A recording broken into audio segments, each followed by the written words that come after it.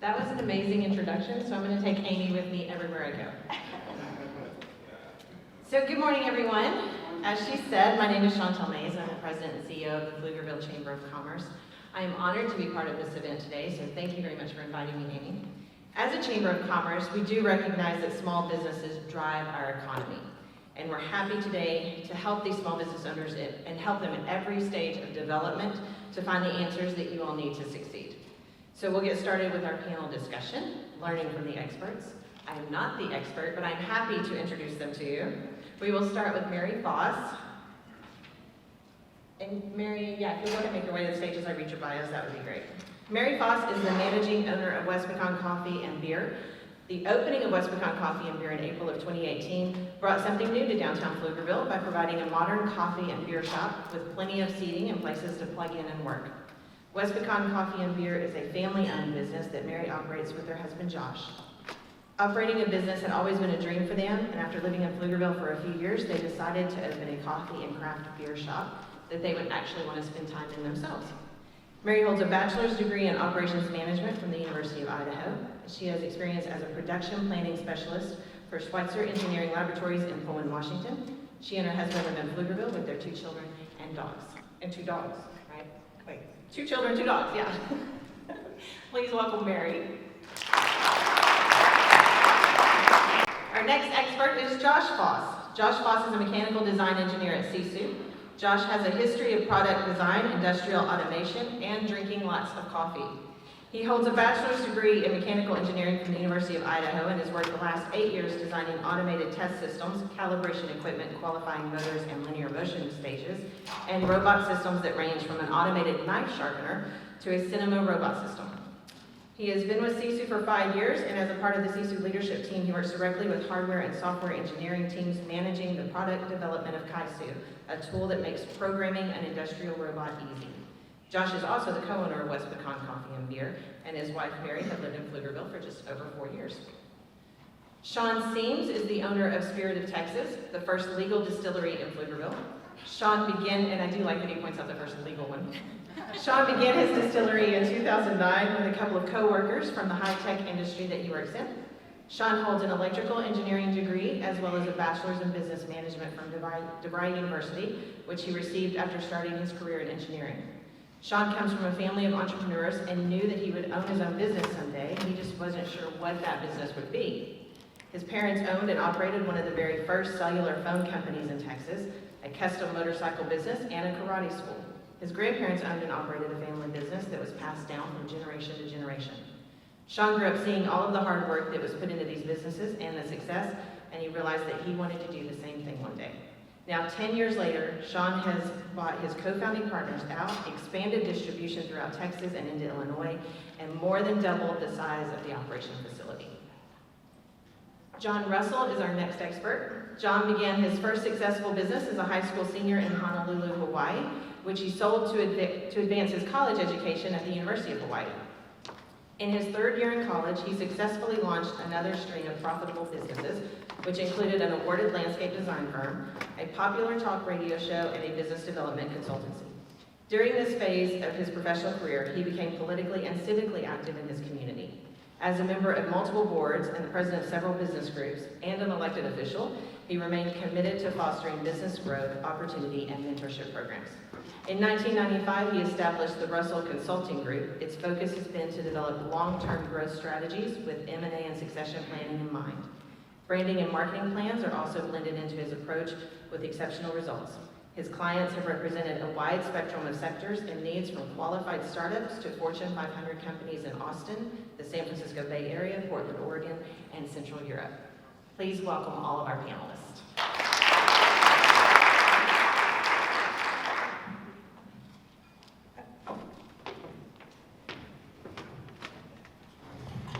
I'm gonna have to do that on my own, so I appreciate y'all doing that. All right, we're gonna start with one of the obvious questions. Y'all did realize that I introduced 2 Fosses. There's 2 Fosses on the panel. So I'm gonna let Josh kind of explain why both of them are here.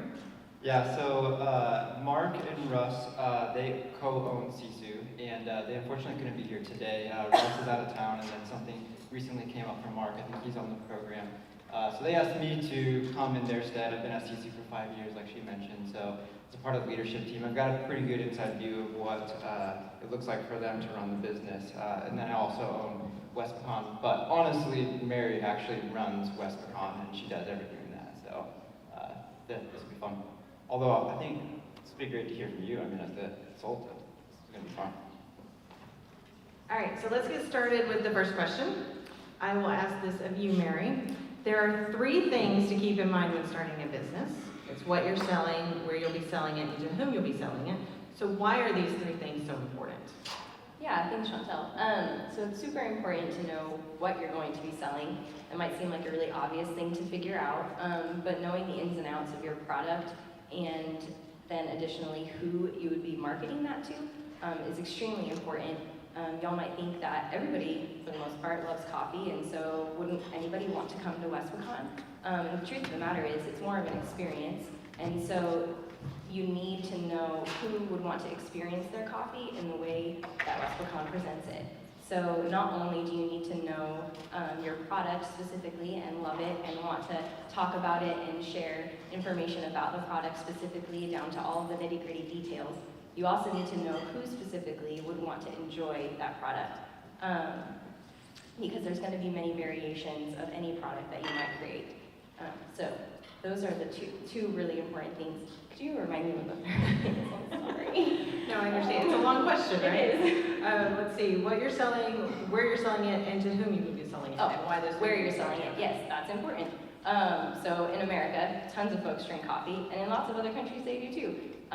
But there are other beverages that are more prominent in other places. So if you're in a region or in a country where your product might not be typically consumed or used, you might not have as easy of a time marketing and selling your product. That doesn't mean there's not a need for it. You just might need to search that need out a little bit more and find that niche of consumers for your specific product.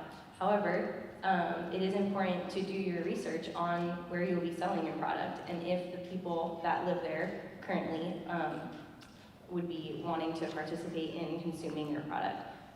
It's good to vet your market. I know that here in Pflugerville, folks really like their coffee, so we knew that Pflugerville needed a place for folks to enjoy their beverages and that there wasn't a specialty sit-down shop that was locally owned in this area. So we vetted our market and found that there was a need for it here. So it's important to know if there is a need for the product that you have, where you're specifically selling it, whether that's in an online platform or in a physical setting. Would you mind expanding a little bit on how you did that research yourself? Yeah, so we actually worked with Peg Richmond with the SBDC, and so I would highly recommend contacting them if you're starting a business.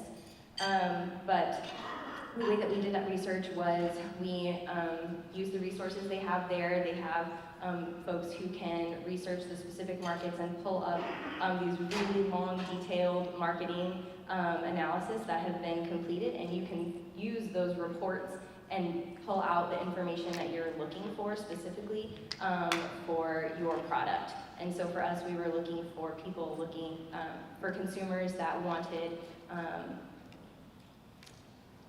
a place to enjoy, a space to go to that's not maybe their home or their work setting, to where they could meet with other people or that they could do their work outside of their home. And so we were looking for those types of demographics within those marketing research that was provided to us. Sean, I'll ask you next. What are the most important factors that people should consider when they're starting their business? Sure. I would say right off the bat, it's going to be doing your research, making sure that everything that you're going to be driving your business toward is going to be what your clientele, your customers are going to be looking for. Knowing the market, planning your marketing strategies, that's a big part of what kind of tripped me up in my business plan was leaving out a lot of the big marketing side of it. And developing a distillery, I came along thinking, okay, we're going to make a product, we're going to get it out there and just start pushing really hard, and then we're going to scale up and build this big destination distillery. But I didn't really think about all the marketing that it was going to take to get into it. So the marketing aspect is huge. Everything I've ever been told has been basically in a manufacturing style environment. It's 80% marketing right up front, 20% production, and then eventually when you're successful, then it kind of flip-flops and you have the 20% marketing and the 80% manufacturing side of it. So that's probably going to be one of the key items. Making sure that your upfront cash flow is prepared to sustain and to be able to supply the demand that you're going to be able to produce. Understanding the risks that are associated with starting a business. There's anything from the legality of starting. I mean, in my industry, I basically had to sign a 3-year lease agreement on a building and then get all of my equipment before I could even start applying for any of my permits. So there's a big factor of understanding what all of the risks are going to be before you get yourself into a situation where you jump into debt and then all of a sudden you find out that you can't succeed. Being competitive and not jumping into a business where you think you're going to just undercut everybody else that's already in the same type of industry. I mean, prices are usually set for a reason, so you want to be competitive, you want to get into the business with the mindset of let's work this industry and let's find out exactly where we can be. It's going to be easier to start out on the higher side and then come down than to shoot yourself in the foot and start out really low and then try to go up. And then focusing on the customer needs. So finding out who your customer base is going to be, looking at what their needs are, and then trying to fit your company around those type of needs. John, what are the 3 things that business owners and entrepreneurs need to do on a daily basis? Is this on? Is this on? Okay, can y'all hear? Now it's on. It's definitely on now. Well, first of all, I wanted to acknowledge everything that has been said prior to me speaking. The research, it's so fundamental, it's so important to make sure you really identify who your market is and how you're going to reach the market, and be thinking ahead in terms of forward planning, not just do it day to day. So you asked me about the 3 things. Mm-hmm. I think number 1, it's important that, particularly as a business owner, as you're scaling your company, you need to always be looking at it from the mindset of, as Michael Gerber used to say, working on your business, looking down and making sure that you are not buried in the minutia. That is so important. If you start getting buried in the minutia, then you lose control of the business. Years ago, when I had my first business that I had started in high school, my mom said to me, "Are you going to run your business, or is your business going to run you?" And for the first couple of years, I actually let the business run me. I didn't know how not to do it. And it was good, but it got to the point where I was approaching burnout. I was being a terrible employer, and everything else began to suffer. So that's number 1 thing. Number 2 is the relationship you have, I believe, with your employees. And that's very critical, because your employees are at the front line of representing your brand. When you walk into any location, you walk into a Subway, you have one impression of that brand. When you walk into a Nordstrom's, you have a different impression. When you go on a website, that's an impression. So impressions are very important, and the folks at the front line need to represent that brand. And guess what? They're not going to do it if they're not enrolled in the long-term vision of your company. The third thing is really knowing and appreciating the the customers you serve and thinking ahead about maybe how their taste might be changing, be in touch with the trends, not to mention the political and social climates. So those would be the 3 things. Sean, let's go back to you for a minute. I want to know what the biggest lesson is that you learned from opening. I would say the biggest lesson, since during the bio you heard that I did start out with business partners. The biggest lesson is going to be that partnerships are very, very difficult situations, first and foremost. But being able to set the vision and have the same goals set up from the get-go. When you sit down to talk about starting a business with another individual, whether it's your wife, your husband, your spouse, or just coworkers, friends, it's almost like a marriage where, I mean, there's got to be communication, compromise, and you have to have your mindset for the same goals. Now, on a happier note, one of the other biggest things that I've realized in business is that basically the sky is the limit. So anything that you can dream of is possible when you set your mind to it. I mean, many years ago when we sat down to start talking about the business plan, it was just really developing ideas and the thought process and then just imagining that someday I'm going to make a product that people are going to want to buy, that is going to be known, it's going to be on the shelves in the restaurants and the bars that I go into. So it all just starts with the vision and just being persistent and being able to persevere and set your mind and go after your dreams, and really the sky is the limit. I wanted to add to that when potential or prospective business partners come to me for counsel and they say that they want to be in a business partnership, my first recommendation is they take a 2-week road trip together. And I know you understand what I'm talking about. If you do not survive a 2-week road trip with your prospective business partner, guess what? You are not going to survive the partnership. A business partnership. They're bringing kids with them? They should bring Well, kids with them. actually, we had a couple clients that brought their kids. I said, that's not such a good idea. And no, that's a story in itself. We won't go there right now. But it's so important because you think a divorce is bad. A business divorce can be even worse. You've got a lot of money involved. You've got a lot of feelings and passion involved. So this is open to all of you, not to put the husband-wife team on the spot here, but how do you balance the separation of your business, your work life? John talked about how, you had a business running him.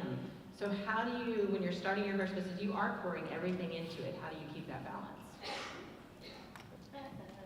Can I jump in real quick before you share your thought?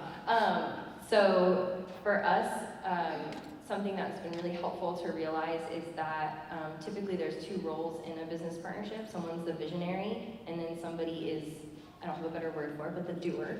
They get the tasks done and make sure that the day-to-day business is being run in a good manner. And so for us, a lot of that is, we do vision casting together, but Josh is the driver for a lot of the vision casting for the coffee shop, whereas I am more skilled and talented in just making sure that the day-to-day operations are running smoothly and coming up with ways to improve those end processes. So for us, kind of knowing our roles, it really helps to balance the pressures of not trying to get in each other's way as we grow the business. Yeah, I would agree directly with that. It's a little bit different situation, I guess, on my side now, because I kind of started out with the partnership and we had the visionaries, and one of us was a chemie and one was a electrical and one was a mechanical, that all came to it with different aspects of building a business. I think it's really a mindset and understanding how businesses have to develop. knowing that, I mean, the money has to be there in order to take a paycheck, and understanding that there's gonna be sacrifices where you're not gonna be able to spend as much time with the family, and so it really helps in my mind to have multiple people in a business with different visions, different ideas, and everybody's voice coming together to help grow the business. But at the end of the day, everybody's got to be on board with the same vision. And so it's been challenging. I know everybody wants to be their own boss. Everybody wants to be the king of the castle. But really, you've got to have a good, strong partnership and understanding of each other in order to make it work. Yeah, I was going to say that if the owner or the CEO is not painting a good vision of the business and where it is and where it can go, then you're missing the whole thing right there. Some people who start a business, and they're just terrible managers. They should not be. They should just stay as the visionaries and let somebody else take their place as far as being the COO. That's why you have a COO. So know where your strengths are, but also know where your weaknesses are. And when you put your team together, be aware of that as well. There are people in the audience, who are at that first stage of wanting to start up and they need the funding. They have questions about that. And I know with Spirit of Texas, that was really a labor of love, which translates into there were no deep pockets with millions of dollars. Right. So would you share a little bit on how you started out with the funding? Sure. So, definitely we didn't have the deep pockets. And getting into this type of industry was a huge risk. We basically all decided to take a small 401k loan. And coming from working in the high-tech industry as a quality engineer and mechanical engineer, we came at it with a different perspective that we're going to get into this, we're going to build a lot of our own equipment, which is going to save us a lot of money. We're going to do a bunch of automation. And so really getting in with the bootstrap funding that we had originally, we planned it from day one to be just kind of a grassroots, grow it from the bottom up type of company. And so, as we've kind of progressed, we needed to strategically decide what were going to be the type of products that we were going to produce. We built our business plan on making whiskey, but whiskey takes years to produce. And so, as you produce it, it has to sit there and age for years before you can even sell it. So we had to determine how are we going to make a product that we can turn over quickly, that we can start generating revenue so that we can keep the lights on. So it was really just a lot of planning. There's different ways of building your inventory and making sure that you're going to be able to supply the demand as you're out there marketing. And so, we've run very lean. We've been a just-in-time manufacturing type of operation basically since day one. And it's finally getting to the point now where I have a really good amount of inventory that I'm going to be able to start expanding outside of Texas and growing into other states. But it's been a long journey of just being able to put together and planning and executing in order to make sure that we do have money to continue to operate. So it's been tough. I've also worked with Peg Richmond at SBDC a lot. She's helped me a lot through the years, and PCDC has been great for us. We've been around for 10 years now, and so we've kind of been through our hurdles. I think most of my hurdles are behind me now, hopefully. And we are now turning to another chapter. So we just expanded and started a brewery as well. So we are now the first legal brew distillery. And, and we do plan on sticking around and growing, and I've got a huge vision and much more planning already going on for future development. And so, yeah, I wish anybody luck that's starting your business. Just stick to it, whether you're starting out with $10,000 or $10 million. It really takes planning and making sure that every dollar is spent where it needs to be spent, or you can burn through your money really, really quickly and then have nothing. So that's what I got. So a lot of small businesses obviously have to take out a loan. So Mary, could you expand some on what organizations are out there to help them in applying for their first loan?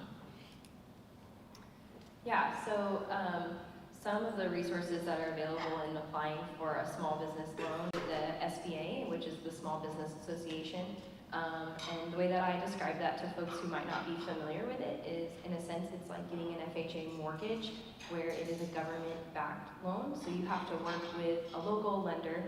We worked with First Texas Bank for our SBA loan, and it's a pretty rigorous process and requires a lot of planning, like you were saying, where you have to detail out where all of the money is going to go specifically, just to make sure that you don't run out of it, or that you're not spending money on things that are not necessarily required right in the outset. And so the bank has less of a risk when they take you on with an SBA loan, because 80% typically of that loan is backed from the government, and so the bank's only taking on 20% of that risk.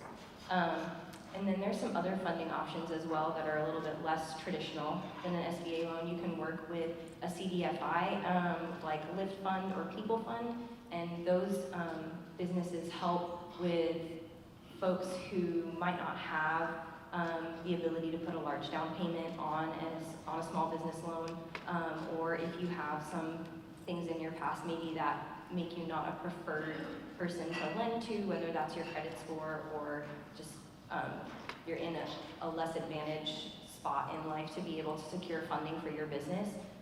Those companies, you can work with them, and they can help you put together the information that you need, and then they can vet you in some other non-traditional ways and to be able to get you the funding that you need in order to start your business. I think anybody can have a really good idea and have the determination to run their business. It doesn't necessarily have to be that you have a great credit score or that you have thousands of dollars to put down on a loan for a down payment. John, what are some of the key things that businesses forget to do when maintaining their strategies? Well, as I mentioned before, it's very easy for a business to lose their way. They may start out at one point and they begin to scale, but then they lose touch with who their clients are, how their clients have been evolving. And I'll tell you, out there, things change so quickly. And I have been amazed with some companies I've gone into, and they've been totally oblivious as to the competitors that have gone into business against them and that are stealing their market share. And we have seen this on a much larger scale, all of us, with great companies that scaled and collapsed. So being in touch with who your competitors are, being in touch with even the political trends, I mentioned that earlier on, because elections can change the outcome of what happens to your business. And I think that's very important. And just being in touch with your clients and always being in touch with where your employees are coming from and what their needs are. Was that the part? Does that answer the original question though? I don't have the answers, you're the expert. Well, frankly, I want to make sure I remember the original question though. No, just the things that people forget in their Yeah, well, strategies. those are, people tend to just get so buried sometimes, and you can't let your company become a ship without a rudder. You have to maintain the direction that the ship is sailing in. So just keeping a pulse on things. And if you forget who your customers are, you forget to understand who your competitors are, or being aware of who they are when they're coming aboard, and you forget to stay in touch with the trends, then you can lose the whole thing real quickly. And of course, being on top of your financials is paramount. So, yeah, there's actually 4 things. Yeah. You can add another one if you want. Is there 5? I can go to 5 or 6, but I'll stop at 4. Yeah, find him after. He's got a whole list. So, you're talking about staying on top of your competitors, and with Sean, I know in your market, it's a very highly competitive market. So how do you go about that? What sets you apart? How do you make sure that you're setting yourself apart? Sure. So in my industry, I mean, we're up against the biggest manufacturers in the world, right? That have been around for hundreds of years, and there's a very small amount of space on most stores. And so in order to set ourselves apart, I feel like we have to innovate. We have to do something different than what everybody else does. But at the same time, we have to make it similar to what they're used to. For instance, with our Pecan Street rum, I mean, we put Texas pecans in our barrel and age it with our rum. And so nobody else in the world has a Pecan Street rum. Our whiskey is a single malt whiskey that we age with more rye than what most single malts would have, and so we have kind of a high rye whiskey. And so I think innovation is a big part of being able to set yourself apart from the rest. The craft products and being a quality engineer, knowing that quality ingredients, quality in is going to bring quality out. We don't cut the corners. So a lot of times when it comes to scaling up or these big mass production products, they're having to cut corners and add natural flavoring where everything, or artificial flavoring where everything that we're using is natural. And so there's a big part of the craft aspect and the handcrafted part of it. And then the education. So, I mean, a lot of people don't realize what it is that they're buying and what it is that they're tasting until you have somebody that really educates them on what the differences are between a mass-produced product and a kind of a handcrafted product. So, teaming up with other individuals that have the same goals. I mean, the way we look at it in our industry is, I mean, we're all out for the same goal, right?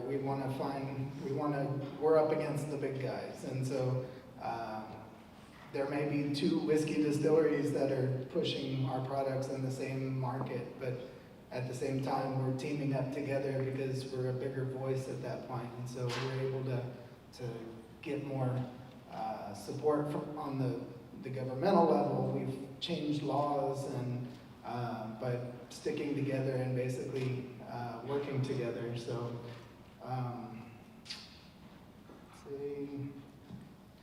really just this setting yourself apart is going to be what you have to do in order to be successful. And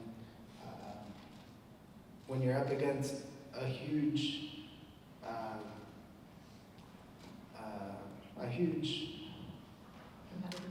competitor, basically, yeah, you really have to kind of just go out of your way to see what you can do to. So what I'm kind of hearing is you find your niche that makes you special, and then you get that word out. Right. Yeah.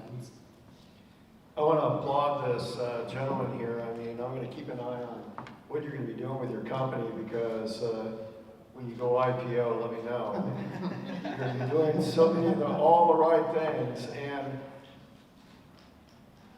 the niche, identifying the niche market, bringing out the brand separation that is so critical, and that's what you're doing. It's obvious that Peg Richmond has given you some exceptional advice in helping you scale. I wanted to quickly touch on one other thing. There is an assumption that everyone does. They think they know what kind of marketing to do. They tend to forget how many different channels of marketing there are out there. And it's not just social media and it's not just digital. There are many other ways to market. You need to understand who you're trying to reach and what the uniqueness of your brand is, so that you then, with effective marketing and correct marketing, you can reach those folks. So let's talk about marketing for a minute. Josh, can you give some advice to small businesses in the beginning efforts of their marketing? Yeah, I mean, to your point earlier about how trends are constantly changing and constantly the markets are shifting. And one of the things at Sisu is that we do a lot of automation and manufacturing and robotics, and we didn't really expect social media would be helpful at all, and so we pretty much ignored it for years. And then recently we got on Instagram and started posting, and then different markets just started opening up to us. Suddenly we had cinematographers coming to us and saying, hey, we want to put cameras on robots, and we had never imagined doing that. And now that's one of our biggest customer bases, is putting a camera on the robot. And so I think for us and for other small businesses, jumping in and exploring other options, I mean, apparently print ain't dead, and so we got to go back to that. And the other areas that we're looking at Sisu, and then I think other businesses should be looking into, is definitely still going back to our website and making our website look really good, because it's no longer expensive to create a really good looking website. What are some of the other advice that you all would give in the beginning stages of your marketing? I mean, I would say definitely the social media aspect has been a huge part for us. Being able to,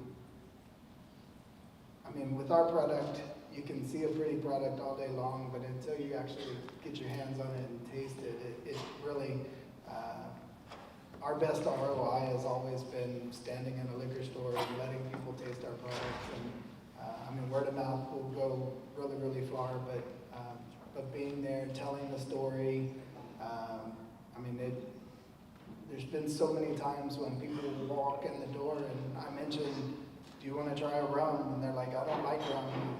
And they're walking straight toward the whiskey shelf, and I'm like, but our rum is a little different than every other rum.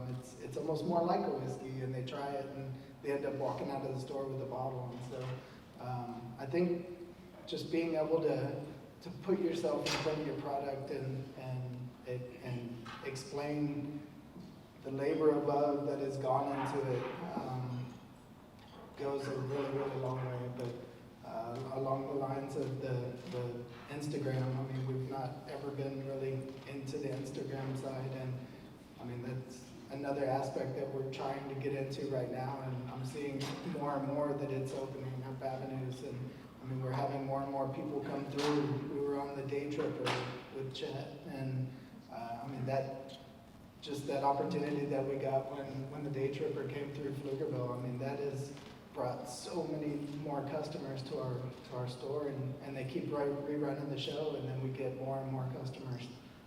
On the weekends, we've just recently put in a music venue out at the distillery, and so I think, I mean, just every avenue that is out there, you have to keep exploring and really just find what it is that's driving. And so, again, is there some advice that any of you could give to those who are just starting out? Because social media in and of itself is a full-time job and it's overwhelming. Sure. But when you're starting out, you don't have enough money to hire, a marketing team of 10. So thinking back to when you first started out, what is some advice you would give them about how to handle some of the social media marketing? So we started out with myself running our social media, and I'll be very honest, I really don't like managing social media. I don't have the eye for those photos, and so we did end up hiring a social media contractor, but that is something we didn't do until about a year into being open. And so my advice would just be that once you start your business, specifically if you have a storefront like we did, you are going to get a lot of folks saying that they can help you with your marketing and offer you whatever their marketing product is that they're trying to sell to you to use to market your business, which is great. It's nice to know what all of your options are. And so my advice would just be to kind of take it all in. You don't need to give them an answer the moment that they're explaining what their product is to you, and think on it for a little bit, and just to kind of pick something and try it and see what happens. For us, we've tried maybe 4 or 5 different advertising avenues that some of them have worked and some of them really haven't. But the thing that has worked the best for us has actually been social media and to hire someone to help us on that front. So that's our primary focus for our marketing strategy now. But getting through that beginning stage when you don't have the money to hire someone to do that, I would recommend looking at what other businesses that are very similar to yours are doing on social media, specifically if you don't have an eye for creating those posts. I would look to see what they're doing and not copy paste them, but try to be inspired by what they're putting out and finding ways that you can make those types of posts fit for your specific business. And yeah, my recommendation would be for social media because it is free. You can pay to do promotions on it, but actually posting is a free avenue aside from your time. Yeah, I mean, so with that, I mean, you had actually mentioned telling your story in the liquor stores, and one of the things that we found at CSU, we recently read a book by Donald Miller called Story Brand, or Building a Story Brand, and some of that actually feeds really well into social media, and the coffee shop does this, where the goal of marketing the business is not actually to sell the product, but to tell the story of the customers who are buying that product. And in that book, he actually talks about the best way to market is to actually make your customer the hero and not yourself the hero, because then they put themselves in the shoes when they actually are looking at those Instagram pictures. Or for us, for robotics, we could tell some really cool stories about how awesome we design and how awesome our robots are and the really crazy things we do. But instead, we've had to try to transition and say, these are the awesome things you're going to do with these robots and make the customer more of the hero. I had mentioned when I first spoke with the first question that it's important to, lost my train of thought, sorry, the hero. Oh, it's an experience, right? So you can get coffee anywhere, it's pretty abundant in the area, but you're looking for the customers in your market who want the experience that comes with the product that you're selling them.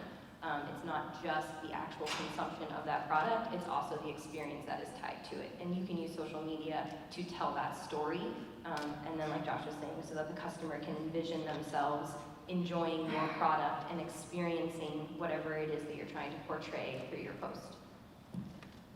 John, what are some of the things that people forget to keep in mind when they're trying to reach their audience?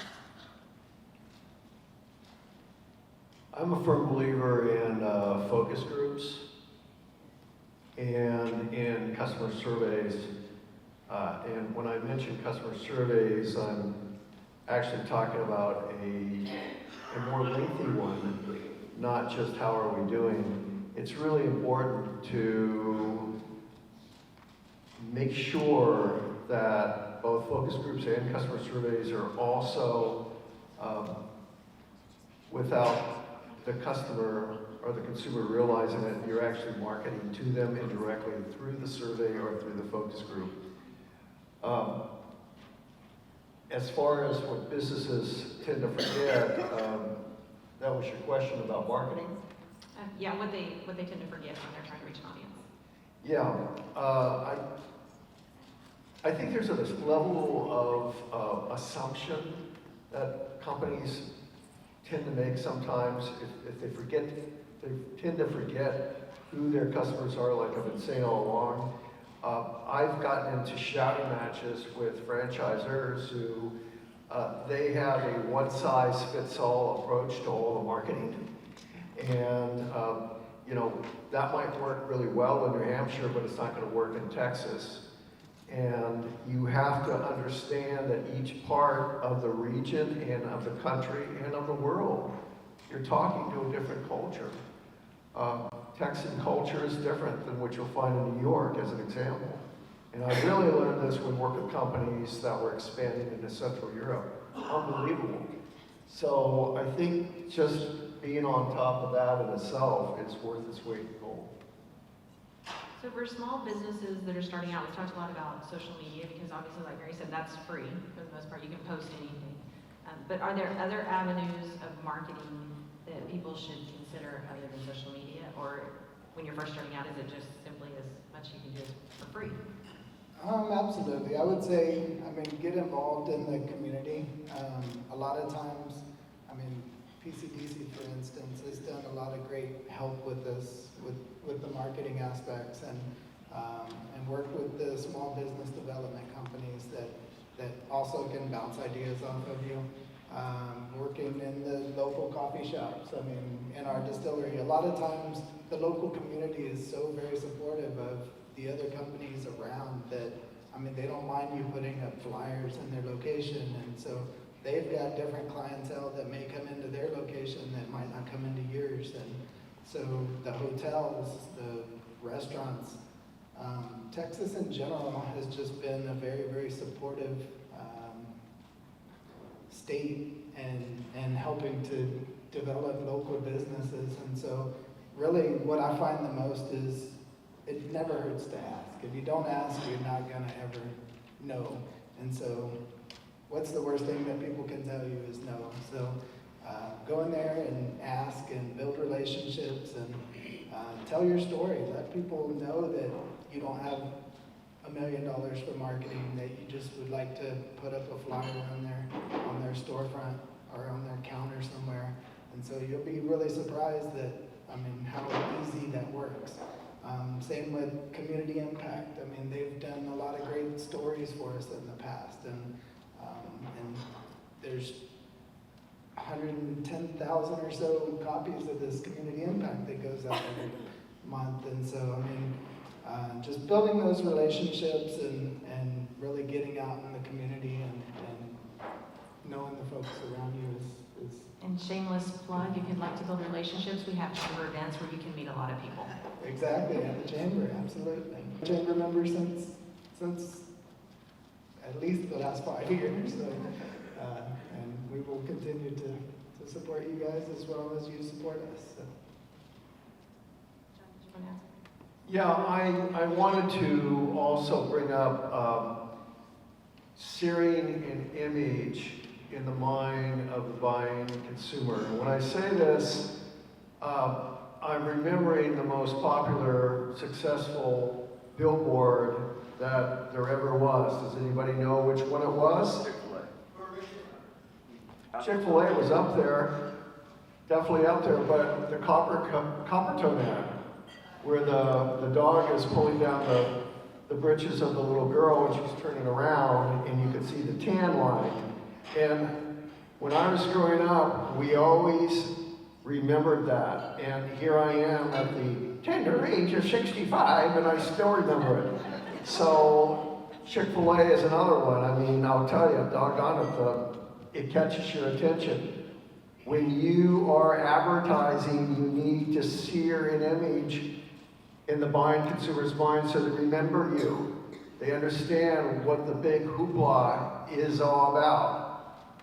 So the other thing was to keep in mind that when it comes to discounting, I'd advise in most cases with our clients against discounting.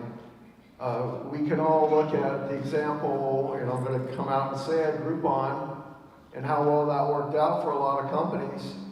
You don't want to bring in bottom feeders. You want to bring in people who are going to fall in love with your product and they will continue to come back for more. So rather than discounting, you might want to consider coming up with good causes. If you come here, we will donate a percentage of this to whatever that local cause is. That's much safer. You're not discounting and you're involved in the community when you do that. John, I'm going to stay with you for just a minute. Let's talk a little bit about the marketing for the business who they are a little bit established. They're not a Chick-fil-A yet, but they are established, but they've kind of reached that plateau. What can they do within marketing to get out of that? That's where customer surveys really come in as an effective tool. It is amazing how many assumptions have been made about companies who say they know their customers. And as I've been saying for the last 30 minutes, we lose touch with who our customers are. So if we know who our customers are, we know how their tastes have changed, then the marketing can be adapted to that, and your business model can adapt to that. Once again, we look at great companies like Sears. They didn't change, they didn't adapt their business model fast enough. I mean, Sears was the Amazon of the country years ago. You get everything at Sears, everybody knew that, but they didn't adapt. You have to always be able to adapt and be on top of all the trends and what the needs of your consumer and your customer is. Okay, let's talk about some technical stuff for a minute. Mary, let's tackle the employee handbook. Should they have one starting out?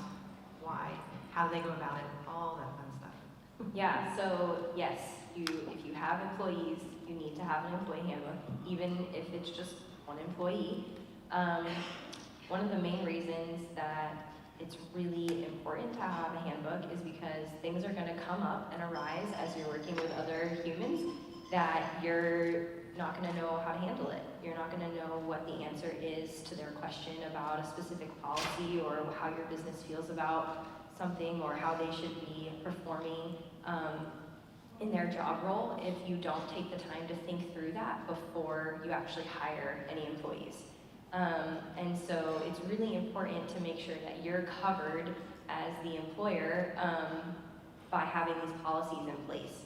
It also shows your employees that you care enough to sit down and think through how their job role affects their day-to-day life and to answer some of those questions that they might have before they actually become employed by you. Some of the policies that are really important and that have been important for us, specifically because we're in the service industry and our schedule is not like, my employees don't work 8 to 5 Monday through Friday, they have a varying schedule. It's been important for us to be able to outline how we need to communicate with time off or if something comes up that unexpectedly that they can't make it to their shift. There are procedures in place for them to communicate with me and to communicate with the rest of their team about how to go about resolving those issues. It's also really important to have, and I know that it's not fun to think about, but it's important to have like disciplinary action plan in place so that if a situation arises with one of your employees, you're like, okay, well, we have a procedure for this when this happens, and we can follow this procedure, and then it just clears up the already probably muddy situation. It helps bring some clarity to that if you have a procedure to follow that's already in place. Now, it doesn't mean that whatever policies you develop before you actually have employees are the ones that you have to have for the rest of your business. Your employee handbook should be a living and breathing document that you come back to and you revise and you add things to and you take things out of as your business evolves. I've probably updated ours in the last 18 months. I've probably updated it 4 or 5 times, just as our employees have come and gone.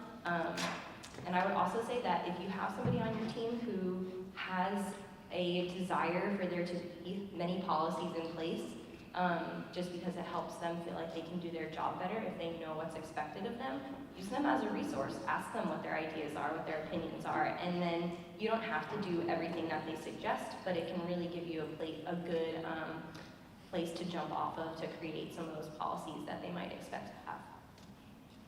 What about hiring employees? Josh, should people consider maybe a temporary hiring agency?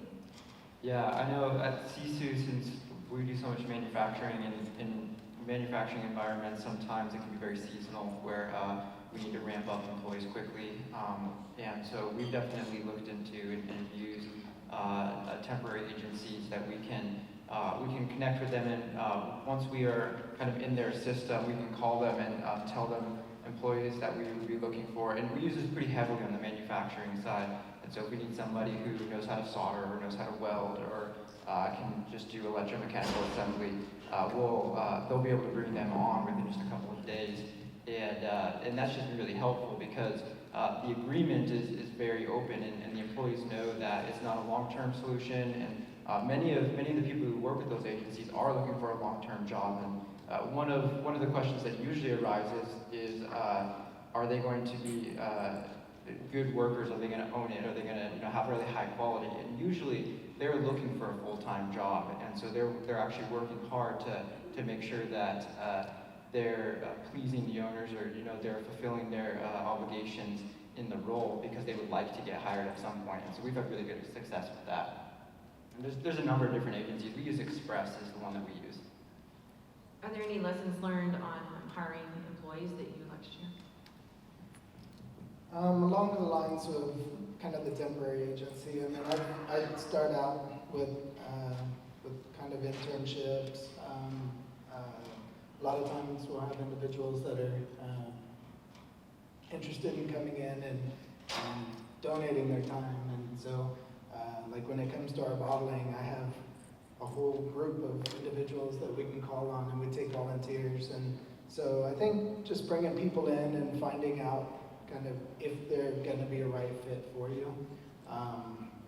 We don't necessarily use the temp agencies like Josh uses, but we do kind of do the vetting process by bringing them in, seeing is this going to be something that you do want to continue with? Is this going to be the right type of industry for you or career path for you? So I think having that availability to have internships and have volunteers come in before you commit to hiring somebody in full time is a good technique that's working for us. And if a lot of you don't know, the ISD actually does internships with the high school students. By the time they're seniors, they're double blocked, so they have time that they can go away and do internship jobs. So consider that too if you're needing that. On a personal note, I had my first business that was high school. I discovered that my employees had nicknamed me Little Hitler. And that's not really a nickname you want to have, but I was actually a tyrant because I thought that the best way to manage employees was by, intimidation. And I realized I had a problem because the turnover rate was like that. So that's when I first brought on a management consulting firm and started working with them. And I went from Little Hitler to Mr. Softy. So, bottom line is, it really took me 10 years to find that fine line between being too firm and being too soft. It really takes time. So any of you who are out there beating yourselves over the head, please don't do that. Just speak with someone who can help you with that process. It really is an art. We'd like to open it up to the floor too to see if we've had any questions in the audience. Amy's going to help me. Do we need this mic? Let me grab John's so Okay. these guys can kind of pass around them. You might need to corral them. All right. Any questions in the audience? Anybody have a question?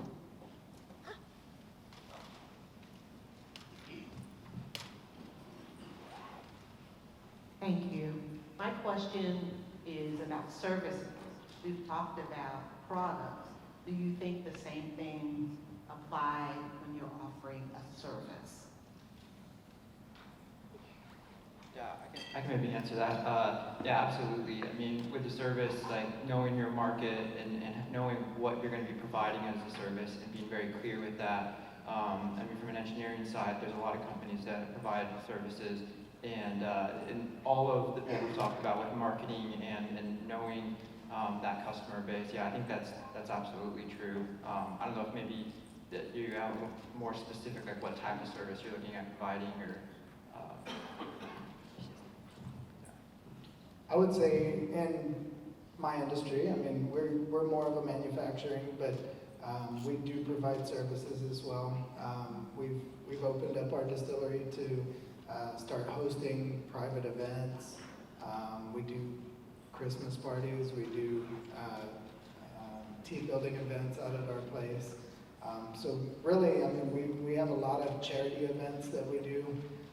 We give back to the community. We have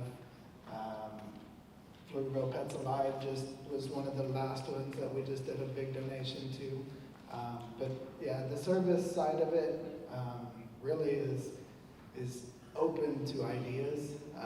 We have companies that come in that have had storefronts before, and now they're more of a mobile type of business, and so we let them use our space, which also helps. It helps them, it helps us, because they bring clients to us. And we work with several different companies in that aspect to kind of open up our space and work on the service side. You know that there's service and there's product. However, if you are in a service business, your service is your product. Other questions? So especially in the early startups, you're talking about obviously branding and searing and so on. In the first few years, have you devoted a particular percentage of revenues for the marketing budget?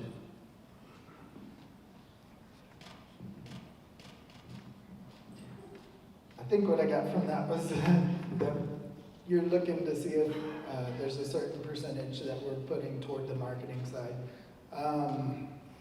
In my particular business, there's not an actual percentage.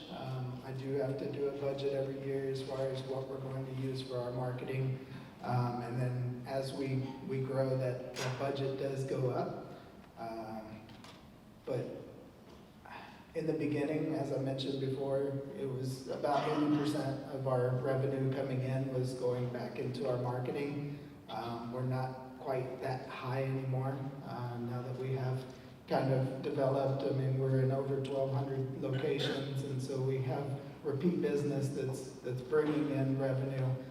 So it's helped us to lower that actual marketing cost.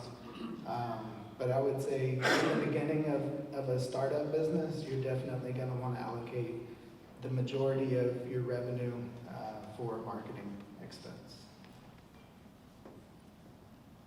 Thank you. I had a question about your mentors, and I didn't know if you all had one or two mentors or a group, and kind of how do you vet mentors? Because I think most of us in this room, and I've been at mine 8 years, I kind of have moved from group to group and advisory groups, and so I just wasn't sure if you folks had some kind of an ongoing through line with one or two people that were either in your industry or maybe were just people that knew you as people. So I'm originally from New York, so I complain as a hobby, and so that's what I do on the weekends. And so I don't want another echo chamber. I would love to have somebody that can be constructive and sort of, be pharmaceuticals at the same time. So that's my question about mentors. So I don't have a specific mentor in the coffee industry, but I do have a really good relationship with several other coffee shop owners in the Central Texas area. And so my advice would be, if you can't find a mentor specifically, to just find some other folks who are doing something similar to you. Some of the folks that I have a relationship with either own the coffee shop or they're like a manager there. And they're just a good person to bounce ideas off of, or to see if they've encountered that same situation maybe that you're working through, and they might have advice for it. And then I did mention Peg Richmond earlier from the SBDC. She is a business advisor and would be the person that I have an ongoing relationship with. We meet, in the beginning we met I think once a month, and now it's every couple of months, maybe a few times a year that we'll meet. And she's just a really good person, and I think any SBDC advisor would be a really good person to talk with if you're trying to grow your business, specifically with things like financials, or they also have HR people that can that are specialists in those areas, or things that have to do with any government regulations that you might encounter with your business. They would be a really good fit for somebody that you can have an ongoing relationship with. And I would say for me, a mentor, I'm one of the board members on the Texas Distilled Spirits Association, so I think anytime you get into an industry, definitely looking for any associations that you can be a part of, any guilds. I mean, back when I started, there were only 9 distilleries in Texas. There's now over 140, so I was the 11th distillery in Texas back in 2009 when I got the permit. So sitting down, I mean, Tito Beverage was the #1 pioneer of the spirits industry back 20, almost 30 years ago now. And I mean, he was definitely a mentor of mine. I've met with him many times. We do a lot of trade shows together. He's a lot more disconnected now as far as being in the public. He's got people for that, but he started out a lot like I did, where, I mean, very strapped budget. I mean, took all of his credit cards, maxed them out, built his own equipment, and has turned his empire into a $4 billion company. And so I definitely would say that Tito is one of my biggest mentors, and still to this day I talk to him on a regular basis. But yeah, getting out and finding where those associations are and connecting with those people that are doing the same thing that you're doing is very important. Question? Good morning, my name is Andres Lopez with ARL Innovative Marketing. I just want to thank you first of all for just being here and providing such valuable information for new startups or small businesses. My question to you guys is, in your first couple of months to a year, what kind of struggles did you guys have or encounter in getting new clients, and what did you guys do to overcome that? All right, I'll start this one. My biggest struggle was finding a distributor in the beginning, right? Because any distributor that you walk into to talk to, their first question is, how much money do you have for marketing, and how much are you going to be paying our guys to push your product? So when I told them that we were a very small bootstrap company that was going to have to develop over time, basically they closed the door in my face. So we started out basically just getting a very small distributor, which was an independent. And I mean, when he would come pick up product, it was a couple of cases at a time, and he would go deliver these to these stores and pitch it, and then come back and pay me for those couple of cases that he picked up.